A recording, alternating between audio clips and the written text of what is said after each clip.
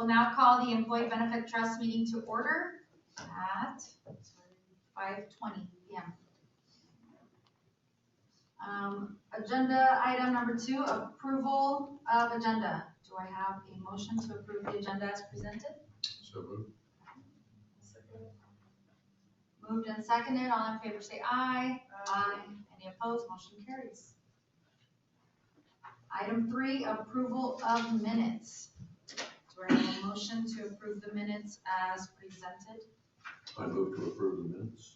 I'll second. And seconded. All those in favor say aye. Aye. Any opposed? Motion carries. Item 4, presentations. At this time, we will hand it over to Capital Financial to go over a financial review and considerations. Rob, it's all yours. Well, thank you for that introduction, and appreciate you all having me. I trust you can hear me and maybe see me. Is that okay? We're good? As soon as I switch over to your presentation, we won't be able to see you. We'll just be able to see the slides. So if you're moving your hands, we won't be able to tell. That's even better, because the only thing I'm seeing is you. So I'd rather look at this. That's fair. Yeah, I do appreciate you all being flexible and allowing me to join. Allison had kind of a last minute situation, and so I do apologize that I'm not in person, but obviously wanted to be here and to communicate this information as best as I can. I will say it certainly won't be probably as well done, professional, or meaningful as Allison does, but I'll get through this. And if there's anything that does come up that I'm not kind of fully familiar with, I'll commit to getting more intel or information for the committee post meeting here. So with that, I guess you want to jump into the first screen. Yep, we are all set. Okay. Are we at the cover page, or are we at the claims by plan year? Claims by plan year. Got it. Okay. Well, what we've prepared for everyone today is really kind of 3 things. We're going to go through the claims update, I think, as you all generally do in this committee session. So much of what we'll talk about you've seen, but we do have some updated information to share with you related to the claims through, I believe, April. Also, we plan to share information on the decision on the stop loss claims in our high cost claimants. I've got some news to share that way. And then finally, we'll wrap up with some information on the ancillary coverages, what was decided there, and then some feedback on the new decision support tool, Alex. I've got some content related to how that went. So I trust too, if there's questions, feel free to stop me throughout, and happy to answer any questions. First couple slides again are what you've seen. So claims by plan year. Again, this is claims in your plan year to date.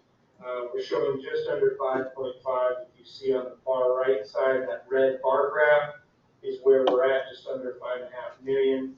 You compare that to the 2022-2023 plan year, we're obviously less, but again, this is by plan year, so we still have a couple more month pay claims in this plan year. Any questions on that? No. All right, the next slide to me is a little bit more relevant because it's comparing your claims year to date. So this is looking at, again, the reporting period from July 1 through April 30th, and then comparing that activity to past claim years. So again, we're about 5.5 million or 5.488 million. We were at about 5.135 million in previous year, and then just under 4.4 million in the 2021-22 plan year. Again, this is not atypical, I would say. I mean, we work with a lot of school districts, but we private sector employers, when you're comparing, plan years, you have a bit of an anomaly in that 2020, 21 year, and then even that 21, 22, because you have that kind of COVID dip, right, where utilization was certainly down, access to care was significantly reduced, and then you're kind of seeing a wave or a makeup from much of that. So a lot of the elective stuff was postponed, and even to date, we are seeing a lot of that kind of impact of really a year and a half of very atypical utilization. Any questions on that? Rob, does this doesn't take into consideration any stop loss money that you've received back, correct? This is just all cost? I believe so, yes. Okay.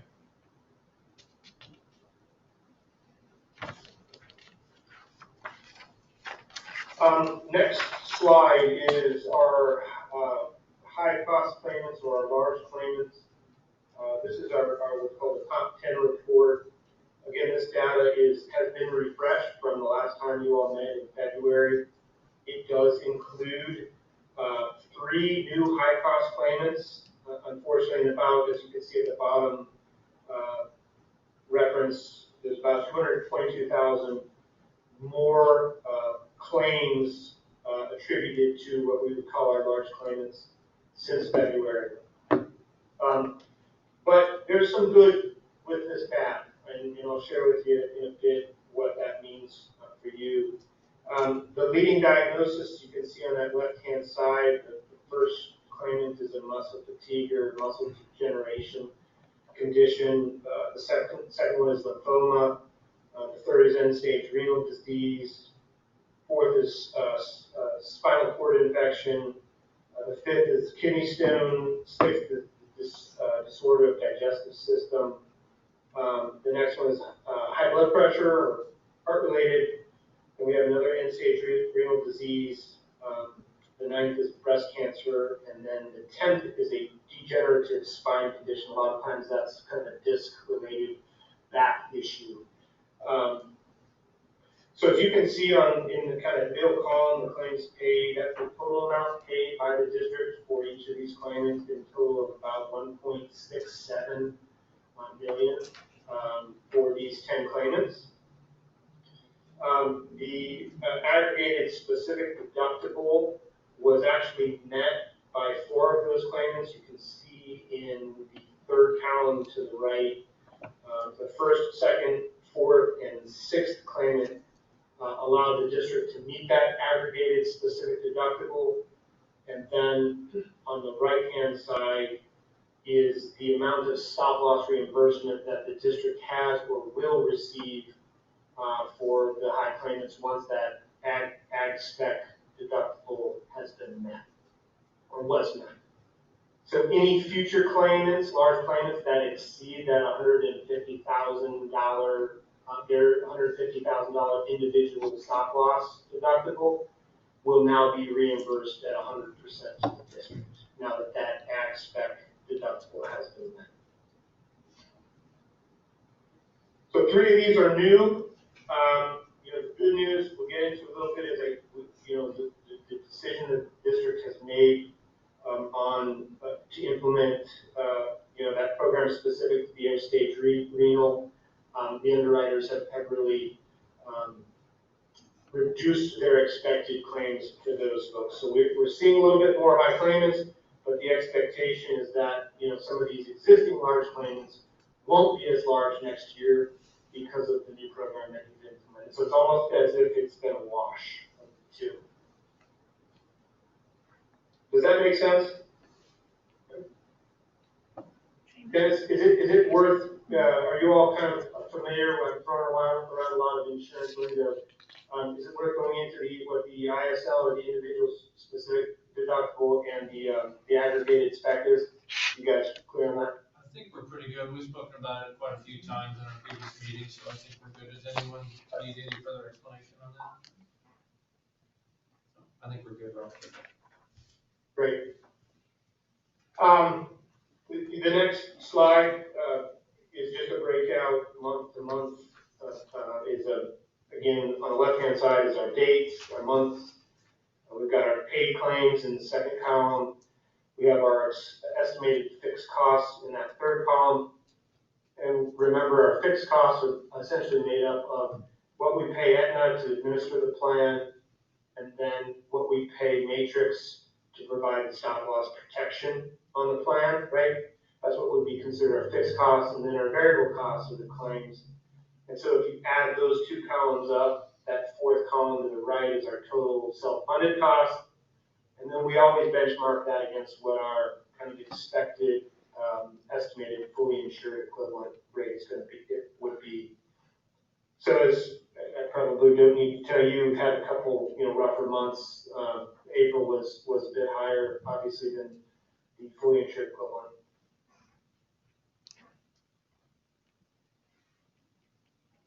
Good to move there?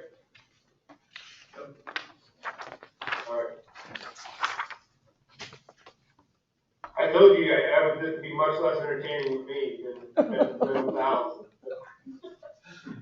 But the next slide is just a bit of a summary of some of our fixed cost elements to the plan. As you all know, the TPR, the third party administrator, is Aetna, and that includes both the network, which is the facilities and the doctors that your employees are able to see. So the provider network, and then also the pharmacy benefit manager, we call that PBM in our world. And so Aetna is kind of a bundled solution that provides all the administration, the network access, and then also the PBM. But we do carve out the stop loss from them. So fortunately, the district negotiated a renewal cap for your RFP, your last RFP, and so in the next fiscal year, 2024-25, there is not an increase to their administration. So the charge per employee per month that they will charge the district will be the same next year as it is currently. So that's great news. And then the credits that they are awarding you, the yearly wellness funds, the technology funds, and the stop loss vendor files will also continue in the next fiscal year. And that was negotiated because, one, we knew that the district and the district had obviously made the request to have money to apply to wellness initiatives. But also there is when you move self-funded, there's much more of a technology, significant technology requirement to interface between multiple vendors. And so that is used and applied as those files are set up between the different vendors that you use so that they can communicate clearly and quickly to each other. The next portion of this page speaks to the fully insured equivalent rates. If you remember, we use a consulting actuarial group called Windsor, and they set what we would call our fully insured equivalent rate, or what our expected rates are going to be. And what the district decided to do was to adjust the budget by 9% to account for what the Windsor group was expecting in a change in claims in the future plan year. So while 9% probably feels big and is big, that's generally right around what we're seeing as it relates to in medical trend. So when you hear medical trend, just think inflation. And so the cost of our claims this plan year need to be adjusted in future years because we know that costs are only rising. And so we can have essentially the same amount of claims this year, the same type of claims next year, and there's an expectation that those claims will cost a little bit more for the district. So that's pretty typical. Before I get to the stop loss, any questions on any of those items before we move? I would just add, one of the things we looked at was we did a 9% increase for what the district's portion is, but a smaller increase for the buy-up plans. So it kind of bridges the gap a little bit between what we pay and what someone might have to pay to buy up for their family. That way it provides a slightly cheaper benefit this coming year. So hopefully we can continue to do that and upcoming years and make that a smaller gap so it's more affordable for our families. That's awesome. Yeah, thanks for that color there, Dennis. Moving to the stop loss portion of it, again, remember, we've got two elements of our fixed costs. We've got our third-party administration, and then our stop loss, which is provided through Matrix. I do, want to give a little bit of a commercial to the district and the wisdom last year in selecting Matrix. They are, a fantastic vendor partner on the stop loss side. They understand schools and school districts in Arizona. And what they offered this year as it relates to a renewal is two separate options. And I plan to explain two options and then tell you what the district decided to do. But every renewal, you'll get what's an increase or a decrease, generally an increase to the premium. And so that's the cost of the insurance. Think of that as just what the district pays to insure its employees on an individual stop loss perspective, for belly button, if you will, and then also on an aggregate level. So basically putting an umbrella on top of the district.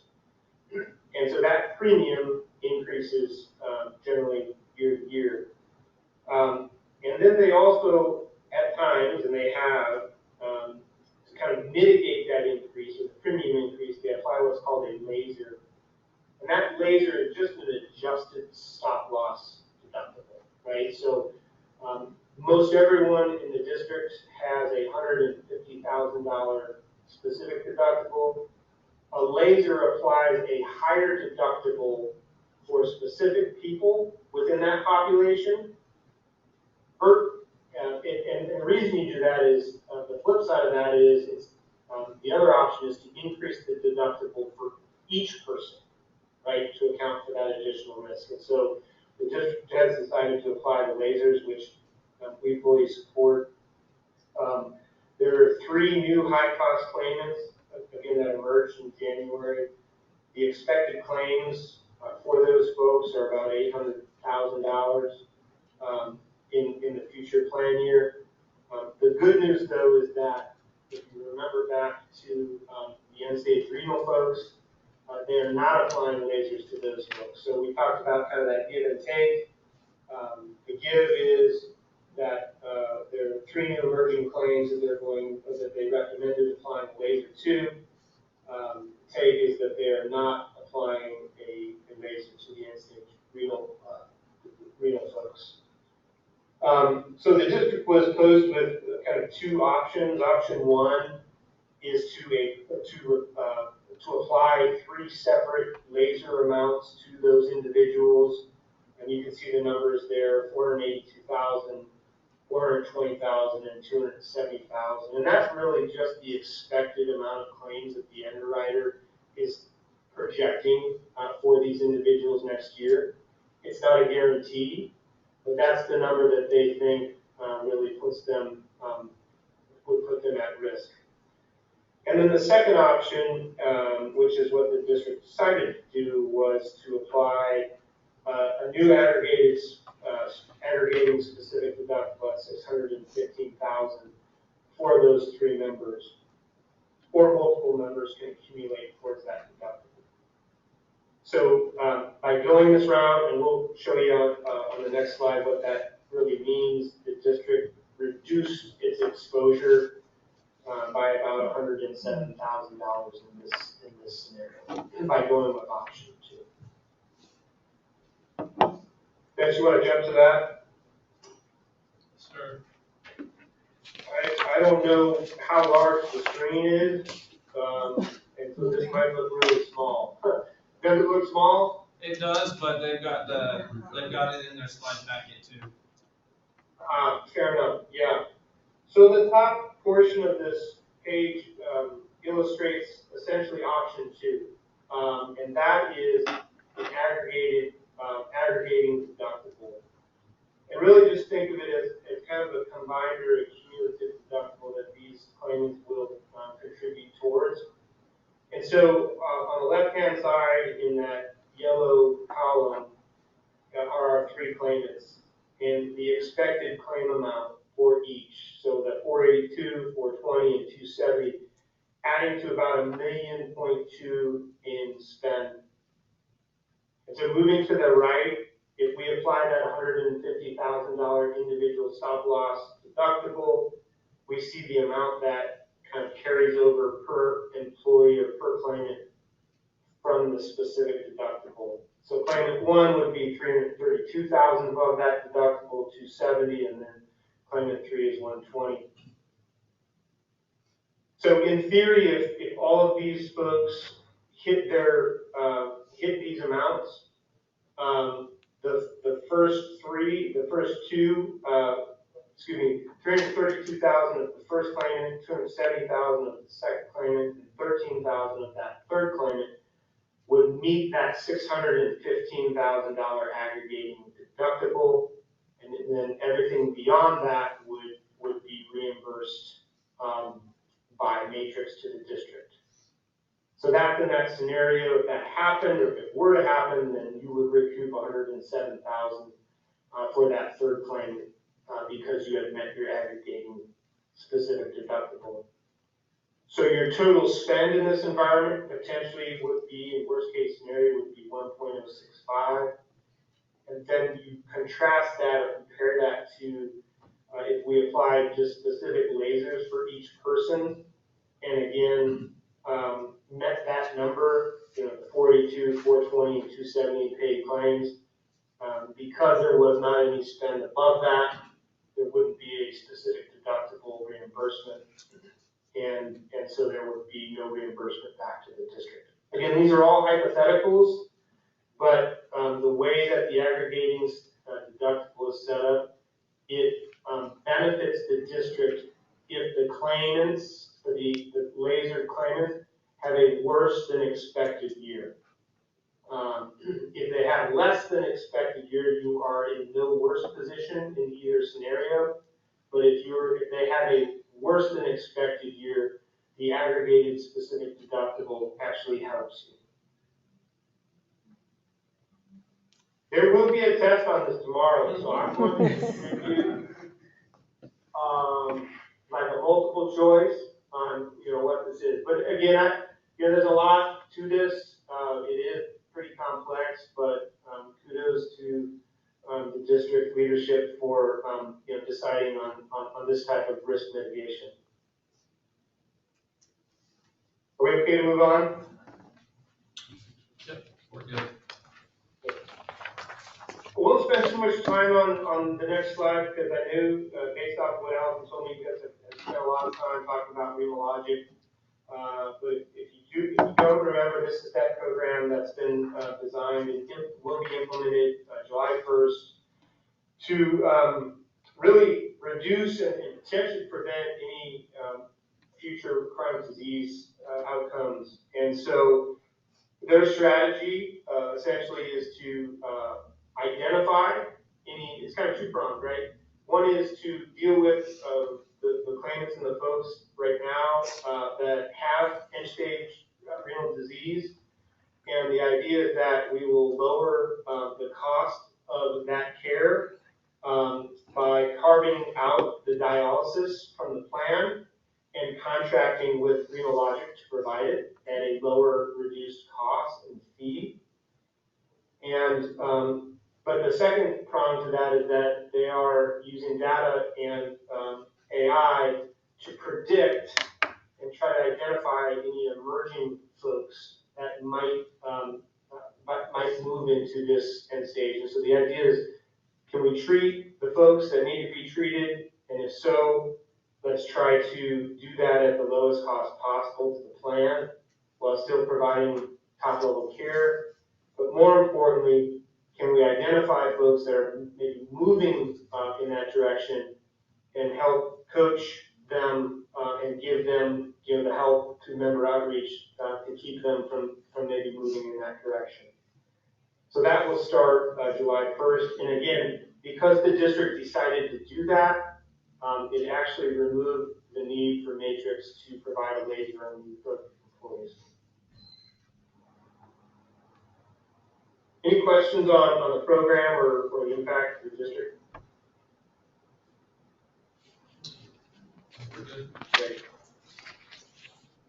The next couple slides, I'll just kind of breeze right through. The dental plan for MetLife renewed as is with about 4.64% increase to the rates.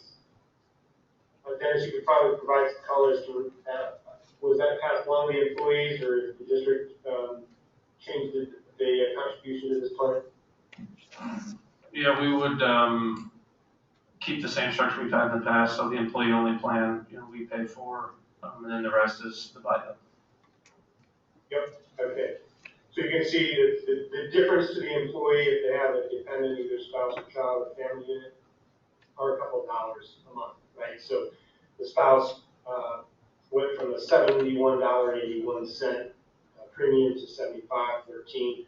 Again, the district is picking up that employee-only rate, so you would deduct that amount to actually show the impact to the employee. But it's really just a difference in dollars. The next slide is the vision, which is offered by IMED.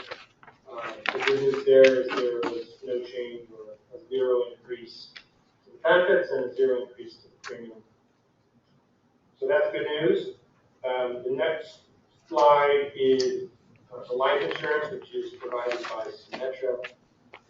Again, 0% increase from current there. So the cost that the district is paying for the employee term life insurance won't increase, and also any supplementary voluntary benefits life insurance that they're buying for themselves or their dependents won't change next year as well. And then the next slide is just a summary of some of the other ancillary renewals. We're happy to say none of these line items changed in cost to the district. So the access to the IMS program, or the IMS network, is still going to be $2 per employee per month. The Aetna EAP program, again, no change to that. And then the FSA and HSA administration will not change. Slight increase, 5% increase with ISOL and COVID administration.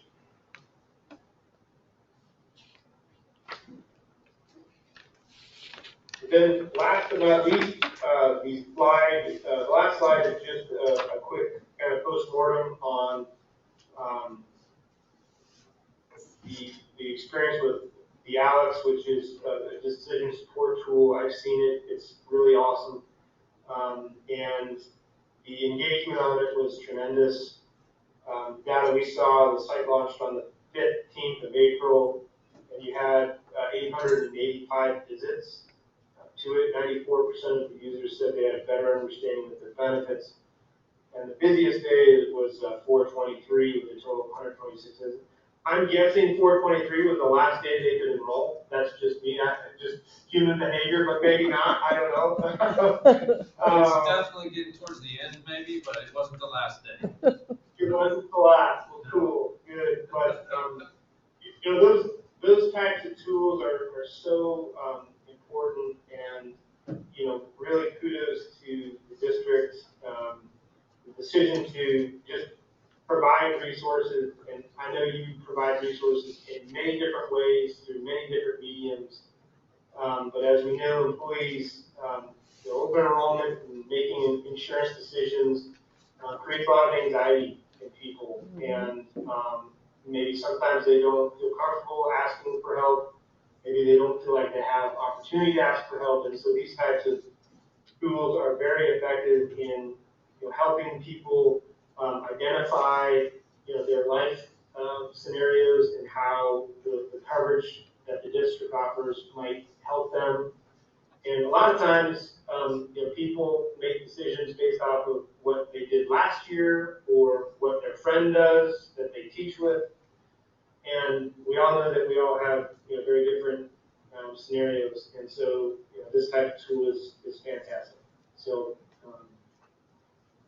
kudos to you all for implementing something like this.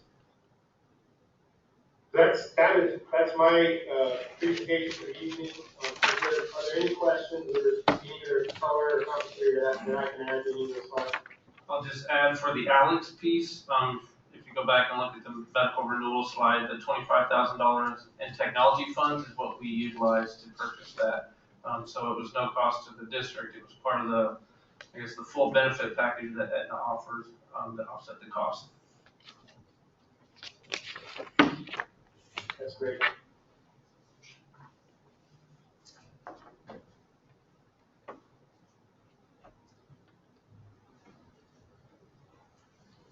Did you have a survey on Alex, Dennis? Said 94% of users said they have a better understanding of their benefits. Was there like a survey that went out, or was there a question in? I think it's when they go through, there's a question at the end that asks them if they If it was helpful. got what they hoped, yeah, you know, if it was beneficial in some way, yep.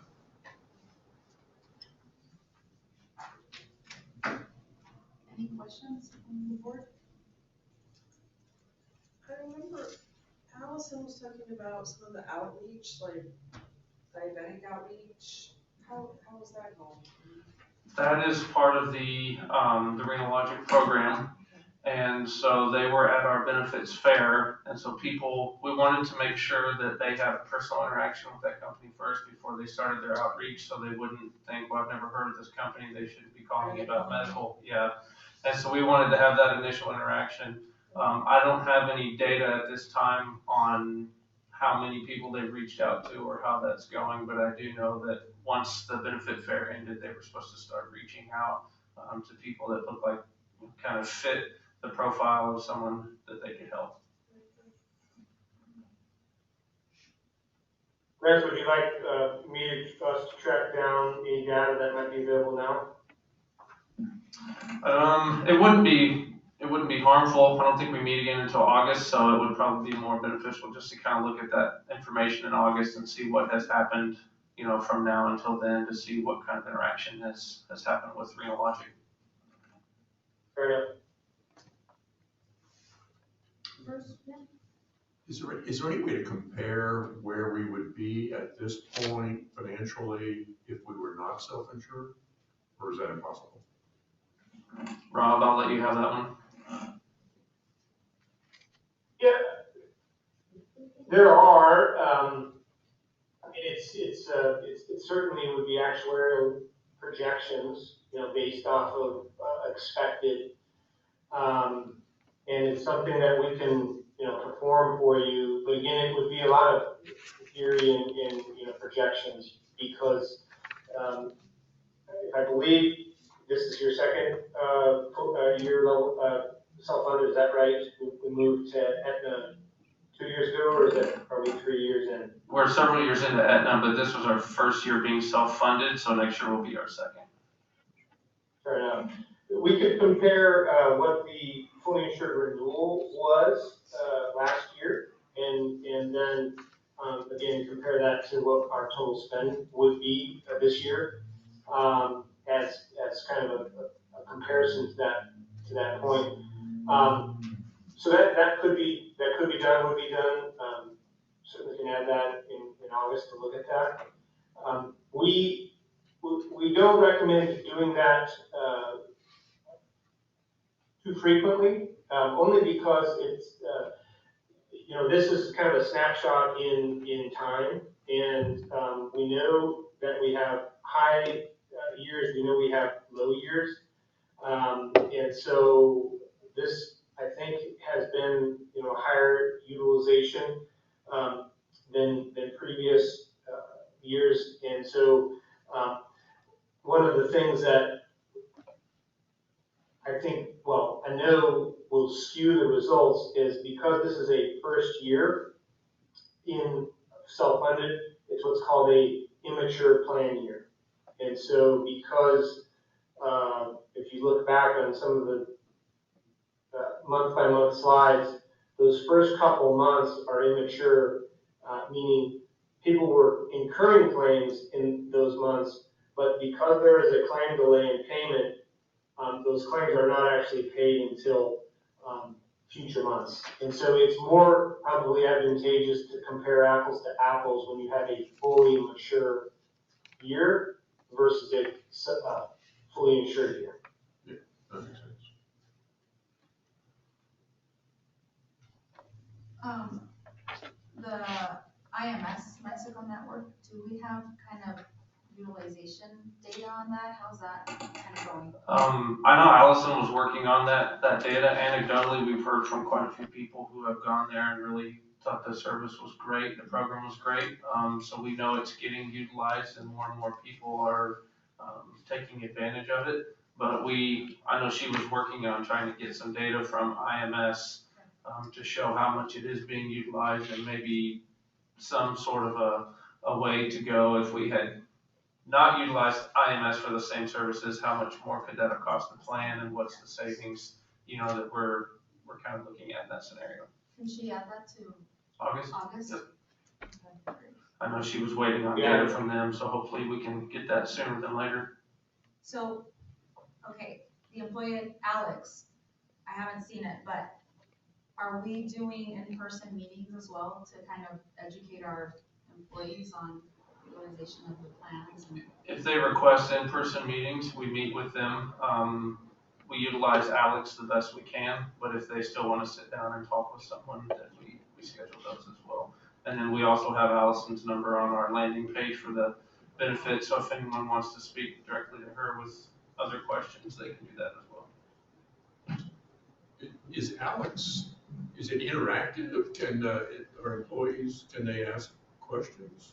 They don't really ask questions of Alex, but Alex poses some scenarios. What are you looking to do? What are you trying to do? Are you more likely to do this or that? And it really tries to hone in on exactly what you're looking for and then helps them select a benefit plan that fits their needs or fits what they're trying to accomplish. So it's interactive in the user answering questions, but they don't really get to ask Alex specific questions, maybe some pre-programmed ones, but most of it is them answering questions that Alex brings up. just trying to kind of figure Alex out. Yeah. He's there to help me decide what plan is best for me and my family, but he's not really educating me outside of how to utilize my plan, right? Yeah, it's not as much of a utilization benefit. There's maybe a little bit in there, but it's more geared towards learning what our benefits are and which ones kind of fit with what you're trying to accomplish.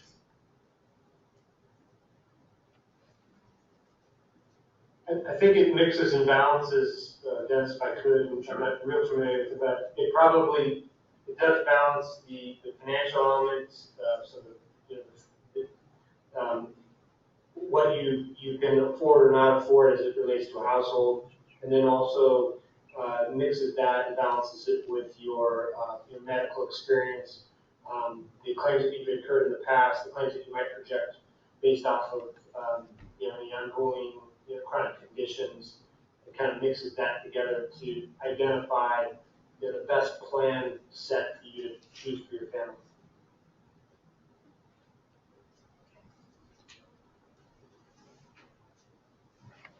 Any other questions from anyone? Bruce?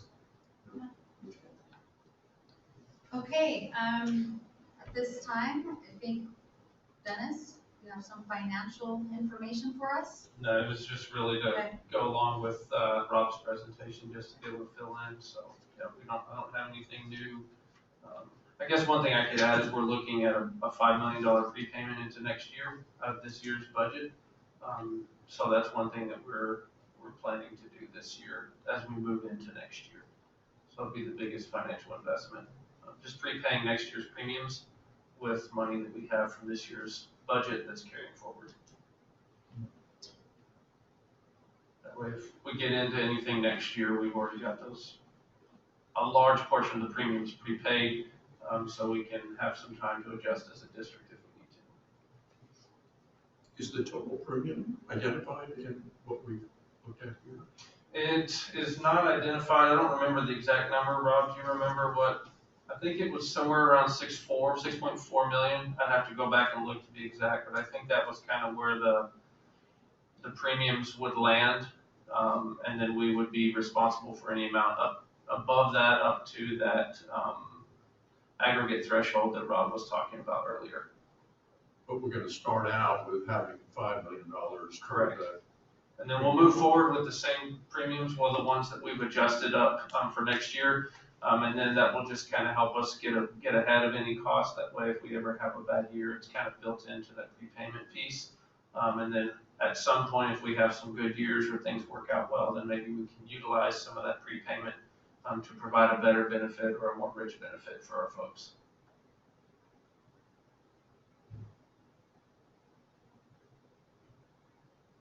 Any questions?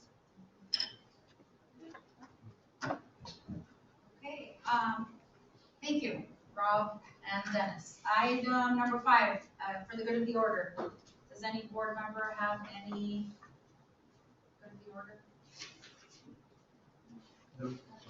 Okay. Our next meeting is scheduled for August 29th, same time, same place, and we will adjourn at 6 p.m.